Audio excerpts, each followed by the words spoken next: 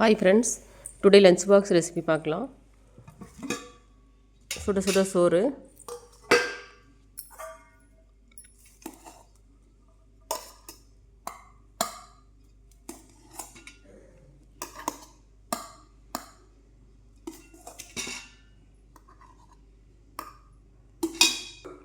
கொத்தமல்லி துவையல்,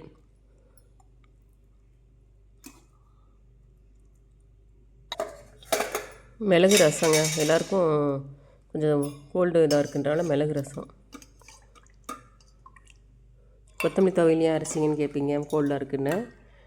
இந்த வெளியில் போயிட்டோம், அதனால் நாங்கள் செய்கிறதுக்கு மிட் நைட் ஆகிடுச்சு. ஸோ அதனால் ரசம் டக்குன்னு எதுவும் செய்கிறதுக்கு முடியலன்றனால கொத்தமல்லி துவையல் அரைச்சிட்டோம். பாலக்கீரை பொரியல்.